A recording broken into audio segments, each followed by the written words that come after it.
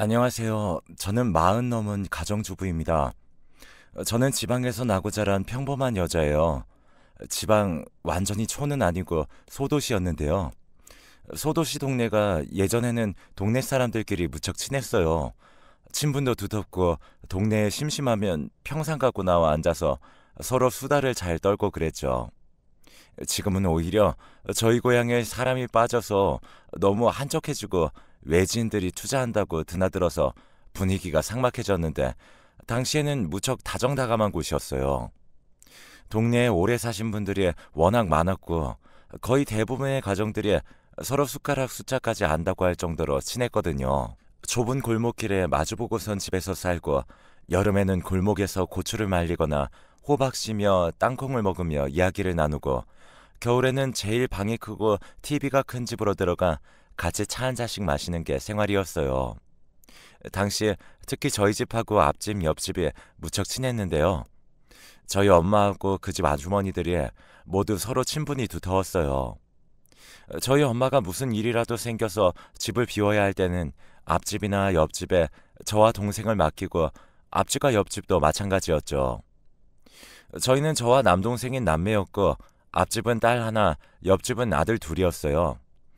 앞집 딸은 저보다 어렸는데 어릴 때부터 같이 뛰다니며 자라서 무척 친했어요.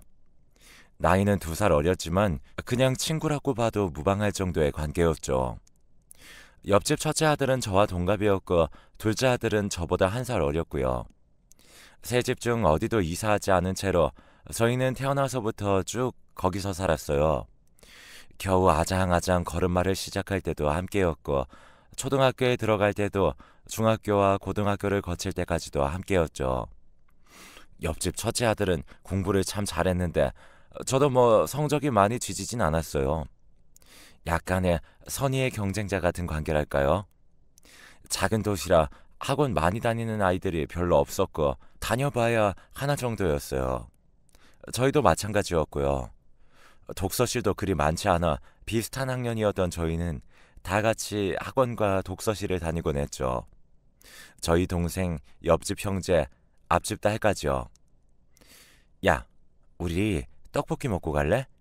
그러자 핫도그도. 좋지. 핫도그 좋지. 누나, 나 오뎅도 사줘. 나 용돈 다 떨어졌어. 용돈 그저께 받았잖아. 그 사이에 대체 뭘 샀길래 다 써? 매일 이런 식이었죠. 독서실 앞에 모여서 같이 이야기하다가 분식집에 들러 같이 야식을 먹고 집으로 돌아가곤 했어요. 독서실에서 집에 오는 사이에 있는 작은 분식집 아주머니도 저희를 다 아실 정도로 저희는 같이 몰려다니곤 했어요.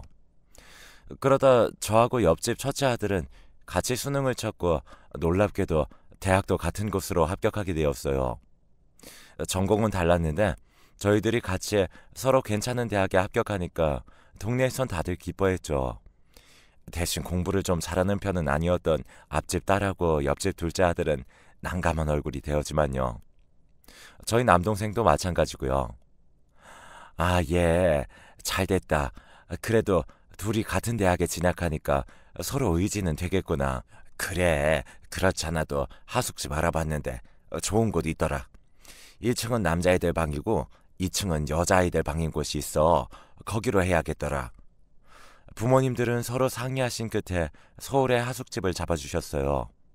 가정집에서 하는 하숙집치고는 꽤 큰 곳이었는데 당시에는 이런 하숙집이 학교 앞에 몇 군데 남아 있었죠. 지금은 거의 원룸이나 고시원으로 바뀐 것 같지만요. 그래서 어쨌든 우리는 하숙집에 같이 들어가게 되었습니다. 물론 여자 남자가 층으로 완전히 나뉘어져 있어서 같이 산다고 말하기에는 무리가 있었지만 서로 사이가 더 가까워진 건 있었죠. 첫 오리엔테이션, 첫 MT, 첫 술자리, 지금 돌이켜봐도 그때 참 재밌었어요. 제가 술 먹고 돌아가는 날이면 옆집 첫째가 나와서 저를 기다려주다가 데리고 돌아갔죠. 그 애는 저희 부모님한테 부탁을 받았다면서 밤에 늦거나 새벽 일찍 제가 나가야 하는 날이면 어김없이 저를 쫓아서 나와줬어요. 어린 마음에도 그게 참 고맙더라고요. 그리고 1년 뒤에 놀랍게도 옆집 둘째 아들도 인서울로 대학에 들어갔어요.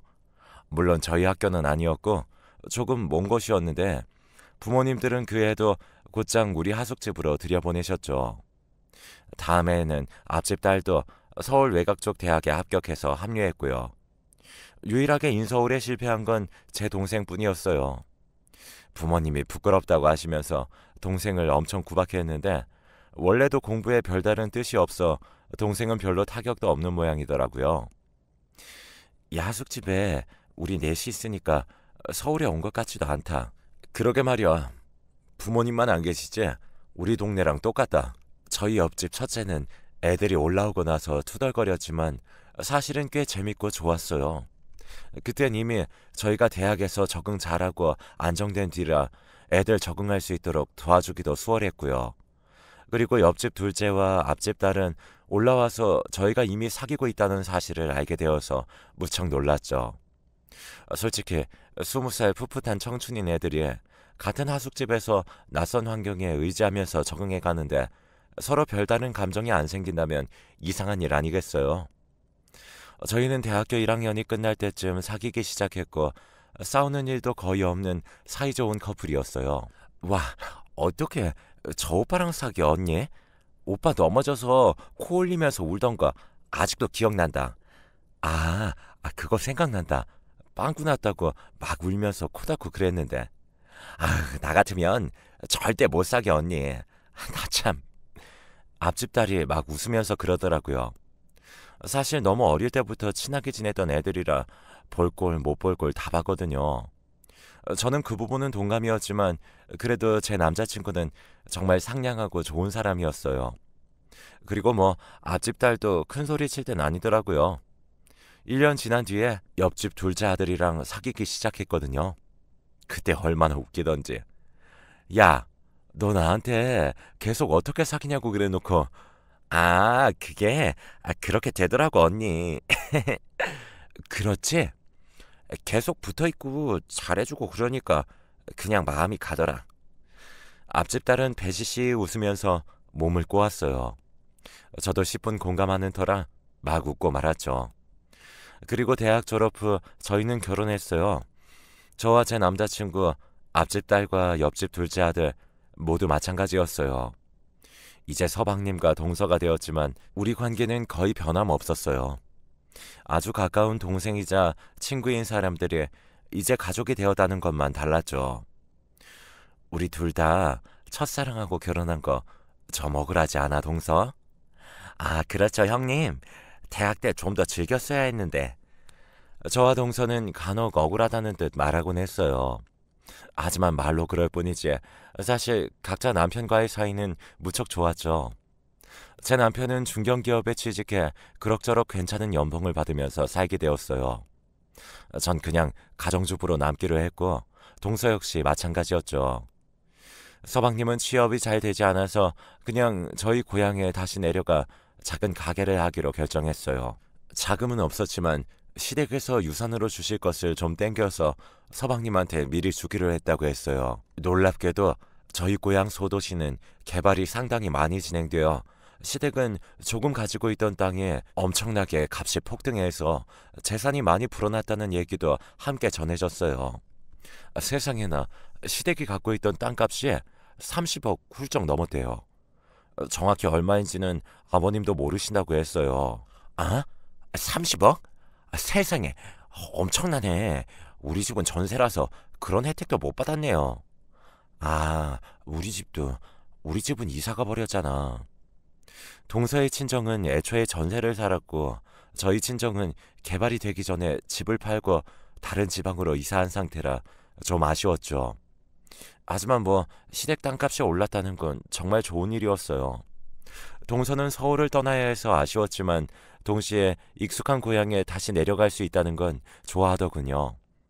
하지만 행복한 시절도 그리 오래가진 않았네요.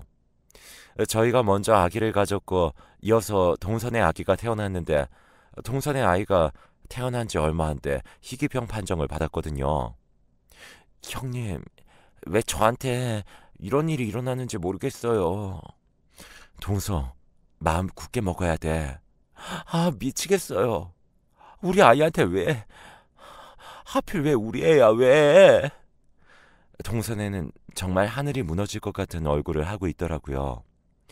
정말 귀하게 얻은 아들이었는데 그 작은 아이가 희귀병이라서 계속 치료를 해야 한다고 했죠. 치료해도 나아질 수 있을지 알 수 없었고 거의 죽을 때까지 계속 병원을 다녀야 할 거라고 했고요. 병원비도 엄청나게 들어가기 시작했죠. 서방님의 가게는 그리 잘 되지 않아 돈을 잘 벌지 못했는데 그 와중에 아이의 병원비가 끝도 없이 들어가니 점점 더 서방님과 동서의 얼굴이 초췌해져 가기 시작했어요. 그 와중에 불행은 겹쳐서 온다더니 시아버지가 쓰러지셨죠. 사실 시어머니는 저희가 대학 다니던 때 돌아가셨고 시아버지 혼자 남아 고향집을 지키고 계셨어요. 그런데 시아버지가 뇌졸중으로 쓰러지신 거예요. 반신불수가 되신 거라 꼭 누군가 항상 붙어서 간병해야 하는 상황이었죠.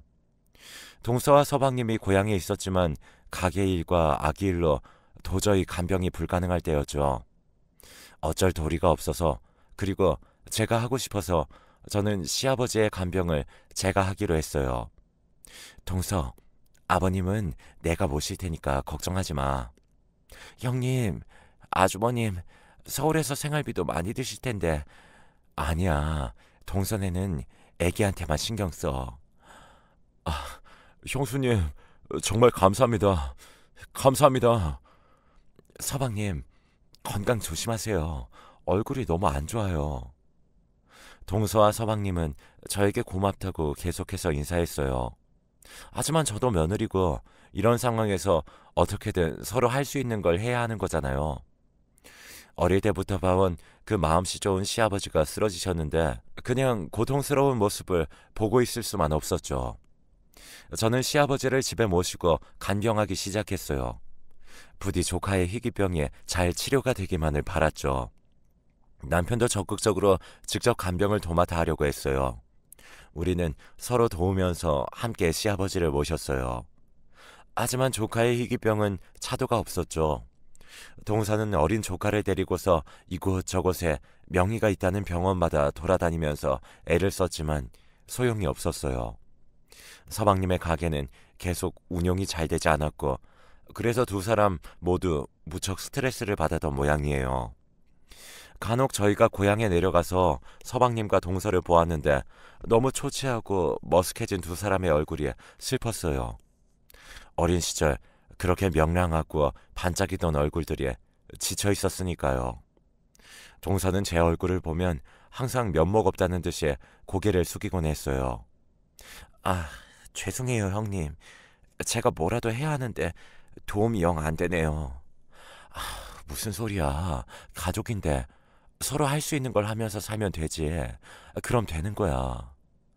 어릴 땐 이 골목에 살면서 정말 즐거웠는데 어쩌다 이렇게 되었는지 모르겠어요. 제가 동서의 손을 잡고 위로하고 있으면 아직 어린 조카가 뒤뚱거리면서 절 당기기도 했어요. 아기들의 피부는 무척 보드랍고 따뜻하죠. 게다가 조카는 정말 귀엽게 생겨서 어쩌다 이렇게 예쁜 아이가 희귀병인 건지 안타까웠어요. 그렇게 세월이 한 해 한 해 흐르다가 무려 10년이라는 세월이 훌쩍 흘러버렸죠. 이 세월 동안 동서와 서방님은 몰라볼 정도로 늙어버렸어요. 원래 알던 그 사람들이라고는 상상하기 힘들 정도로 주름이 많이 생기고 안색은 거무튀튀한 색이 되어버렸죠. 시댁에서 받은 유산을 거의 모두 땡겨다 썼는데도 아이의 희귀병 치료와 서방님의 사업 자금 때문에 돈은 끝없이 부족했습니다. 그러던 중 누워 계시던 시아버지가 위중해지셨어요. 저희는 바로 병원으로 모시고 달려갔고 시아버지는 중환자실로 곧장 들어가셨죠. 시아버지가 위중하다는 소식을 서방님과 동서에게 전하니 두 사람이 곧 달려오더라고요. 하지만 지방에서 두 사람이 올라와 미처 병원에 당도하기도 전에 시아버지가 숨을 거두셨어요. 어릴 때부터 봐온 시아버지는 정말 다정다감하고 좋은 어른이셨어요. 시어머니를 잃은 후로도 흔들리지 않고 저희 결혼식까지 지켜주셨고 항상 의지할 수 있는 분이셨죠. 쓰러지신 후 10년을 반신불수인 채로 그리고 5년쯤 지난 때는 의식조차 없는 상태로 계셨어요.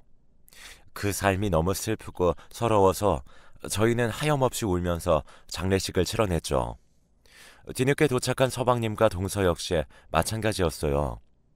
그리고 시아버지가 돌아가시고 난 후 저희는 저희 앞으로 상속받게 된 재산을 알게 되었어요. 남편이 서류를 정리하러 갔다가 당황해서 돌아오더라고요. 저는 그때 저녁 준비를 하고 있었는데 남편이 서둘러 들어오더니 제 손을 잡고 식탁에 앉혔어요. 왜 여보? 우리 상속, 상속받는 거 알아봤는데 말이야. 근데 17억이야. 뭐, 뭐? 저는 너무 놀라서 눈을 깜빡거렸어요. 아니, 많을 거라는 건 알았지만 17억이라니 진짜 상상도 못한 금액이었거든요. 저희는 그럭저럭 괜찮게 살긴 했지만 아직 집도 마련하지 못한 상태였어요. 시아버지 간병하느라 돈이 드는 것도 무시 못할 정도였고 아이도 둘이나 있었으니까요. 이 돈이면 우리 집 살 수 있게 됐잖아. 살 수 있고 말고 크고 좋은 아파트 살 수 있지. 더 살기 좋은 곳 말이야. 남편이 무척 기뻐했어요. 그동안 시아버지 간병을 제가 10년이나 하는 것에 대해 남편이 무척 미안해했거든요. 드디어 저한테 뭔가 해줄 수 있다고 느꼈는지 남편은 많이 기뻐했어요. 저도 물론 기뻤어요. 그래서 그날은 기분 좋게 아이들 데리고 남편과 같이 외식도 하러 나가고 돌아가신 시아버지에 대해 추억하면서 서로 조금 슬퍼도 하고 우리의 앞날에 대해 조금 기뻐하기도 했죠. 그런데 그 다음날 동수한테서 연락이 왔어요. 형님, 혹시 모레 저희 잠깐 형님 댁에 머물 수 있을까요?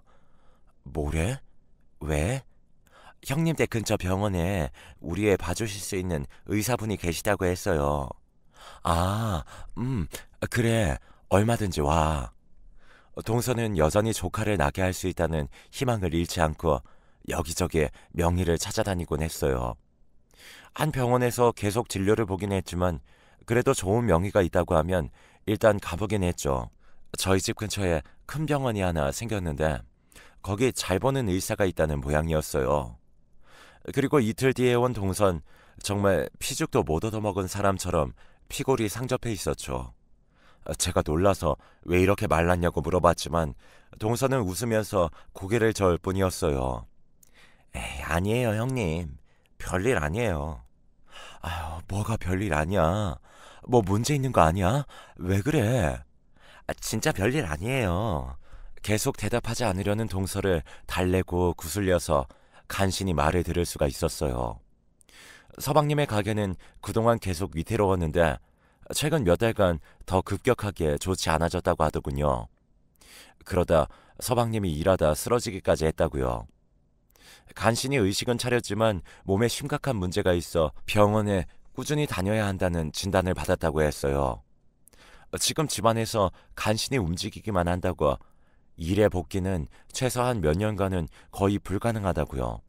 게다가 조카가 계속 진료 가는 대형 병원에서는 수술을 해야 한다고 했다고 그게 무서워서 또 다른 병원을 찾게 된 거라고 하는데 동서는 그 말을 하며 울었고 저도 동서의 손을 잡고 울었어요. 영문 모르는 조카는 해맑게 저희 아이들과 함께 놀고 있었죠. 저렇게 아무것도 모르는 어린 것이 치료도 받지 못한 채 언제 죽을지 모르는 상황에 놓이다니요. 그리고 다음날 동서는 아이를 병원에 데려가서 진료를 본 다음 고향으로 내려갔어요. 저는 멍하니 식탁 앞에 앉아서 한참이나 고민했어요. 엄마, 왜 그래? 아니야, 아무것도. 아이들이 제 무릎에 매달렸다가 재미없다는 듯이 다른 방에 뛰어가서 놀기 시작했죠. 자리에 누워있던 할아버지가 돌아가시고 나서 아이들은 처음엔 그리워서 울다가도 곧 괜찮아졌어요. 할아버지 계시던 방이 치워지고 나니까 아이들은 그곳을 놀이방으로 쓰면서 즐겁게 놀았죠. 집을 산다면 우리 아이들이 정말 신나게 놀 수 있겠지? 나중에 커서도 애들이 여유롭게 대학 가고 여유롭게 생활도 하고. 저는 고민스러웠어요. 그러던 차에 남편이 퇴근해서 돌아오더군요. 남편도 동서가 다녀간 것은 당연히 알고 있었죠. 재수 씨 벌써 갔어? 치킨 사왔는데 같이 먹고 가라고 하지. 아, 많이 사왔네. 당연히 먹고 내려갈 거라고 생각했거든. 그리고 당신도 피곤할 거 아니야. 돌볼 애가 셋이었으니. 남편은 잔뜩 사온 치킨을 내려두고 아쉬운 얼굴을 했어요. 저는 아직 따끈따끈한 치킨 박스를 열면서 저도 모르게 웃어버렸네요. 남편은 항상 이런 사람이었어요. 동서는 저희 집에 오면 제가 좀 쉬라고 항상 방으로 밀어넣은 후 제가 조카와 저희 아이들까지 셋을 케어하는 게 보통이었죠. 그걸 남편은 아주 잘 알아서 꼭 동서가 다녀갈 때에는 치킨을 사왔어요. 저는 아이들과 남편과 둘러 앉아서 치킨을 뜯어 먹다가 문득 말을 꺼냈어요. 여보, 요즘 서방님 사업이 안 좋은가 봐. 그래. 그래도 몇 년 전에는 조금 낫다고 이야기 들었는데 요즘 그렇대? 동서 얼굴이 정말 말이 아니더라고. 어쩌나? 서방님네는 유산 받은 거 벌써 다 땡겨 쓰셨잖아. 그치? 그렇지. 아버지 생전에 다 중요해 주셔가지고. 게다가 지금 동선에 수술하라는 말 나왔대. 서방님도 지금 몸이 안 좋아서 일 복귀가 힘들지도 모르는데 어쩌나? 남편은 한숨을 쉬었어요. 저는 여전히 말을 꺼내기가 망설여졌지만 그래도 말을 해야 했죠. 여보, 우리 유산 받은 거 말이야. 17억이잖아. 그렇지. 그거 동선해 주자. 뭐? 남편은 눈을 휘둥그렇게 떴어요. 저는 치킨만 내려다보며 말했죠. 17억. 우린 사실 있어도 그만, 없어도 그만이잖아. 우리 전세 살긴 해도 먹고 사는 데는 문제 없고. 아, 그건 그렇지만 그래도 동선에 수술하려면 돈 엄청나게 든대. 지금 건강보험도 안 되는 수술이라서. 하지만 당신은 괜찮은 거야? 남편이 걱정스럽게 말하더군요. 당신 10년이나 우리 아버지 병간호 했었잖아. 당신 생활이라고는 없이 살았어. 유산이라도 받아서 그거에 대해 보상이 좀 되길 바랐어. 물론 돈으로 보상이 될 건 아니지만 무슨 말인지 알아. 저는 빙긋 웃었어요. 남편이 저를 걱정하고 배려하는 마음이 절실하게 느껴졌고 그것만으로도 좋았죠. 이런 사람과 살아간다면 17억 따위 없어도 괜찮을 것 같다는 생각이 더 확실해졌어요. 그런데 있지, 내가 이대로 17억 가지고 살면 우리 애들한테 부끄러울 것 같더라고. 정말? 정말이야? 돈 많은 부모보다 부끄럽지 않은 부모가 되고 싶어. 저는 한숨을 쉬었어요.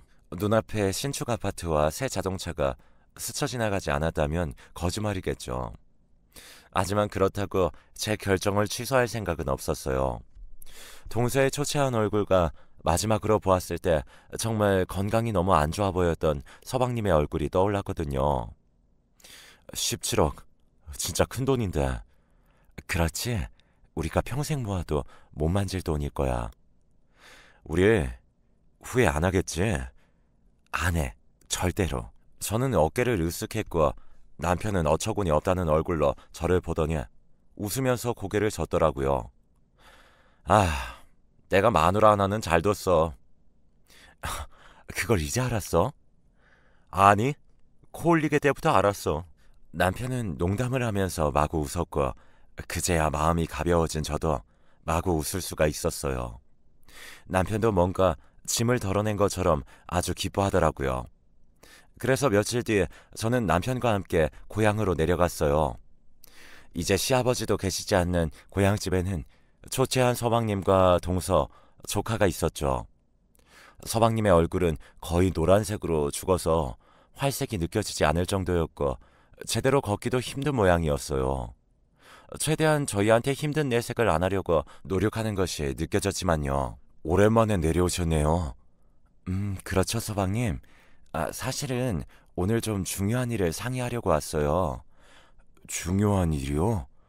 서방님과 동서는 조금 긴장한 얼굴이 되었어요. 저와 남편이 함께 내려와 마주 앉은 채 그렇게 말을 하니까 정말 중요하다고 느껴졌던 모양이에요. 저희는 자초지종을 설명하고 저희 결정까지도 말했어요. 서방님과 동서는 그 말에 압도당했는지 아무 말도 하지 못하고 있다가 손사래를 치면서 안 된다고 했죠. 하지만 저희는 완강하게 말했어요. 그럼 이제 서방님 몇 년간 일도 못한다면서 애 병원비는 어쩌려고요? 그건 그건 저희가 어떻게든 알아서 할 테니까. 어떻게 알아서 해요? 난 내 조카가 손도 못 쓰고 고통받는 거 보고 싶지 않아요. 저는 단호하게 말했어요. 서방님과 동서는 제 말에 한참이나 말을 못하다가 결국 눈물을 흘렸어요. 이윤에 절대로 잊지 않을게요. 우리 애 건강해지고 나서 꼭 갚겠습니다. 꼭이요. 고마워요, 형님. 동서가 손을 내밀어서 제 손을 꼭 잡더라고요. 바짝 말랐지만 여전히 따뜻한 그 손을 저는 마주 잡았어요. 그날 밤 동서와 서방님은 정말 밤을 새우며 울었죠. 그 후 몇 년이 지났어요. 지금도 조카는 치료를 받고 있어요. 수술을 받고서 그때보다 훨씬 상태가 좋아졌고 지금은 정상적으로 학교도 다니고 생활할 수 있을 정도가 되었죠. 서방님도 충분히 요양을 해서 이제 일터로 복귀한다고 하더군요. 이번에는 가게를 했던 경험을 살려서 다른 가게에 취직을 했다고 해요. 조금 더 배워서 진짜 제대로 사업을 해보겠다고요. 그래서 꼭 17억을 갚겠다나요? 덕분에 동서의 얼굴은 요즘 훨씬 뽀얗게 피어났어요. 여러분들은 이런 저의 결정에 대해 이해할 수 없을지도 몰라요. 하지만 어릴 적부터 줄곧 함께해온 사람들의 고통을 모른 척한 채 저희가 행복할 수 있을 리가 없더라고요. 지금도 조금도 후회는 하지 않습니다. 제 사연 즐겁게 들으셨으면 좋겠어요. 그럼 제 이야기는 이만 줄이겠습니다.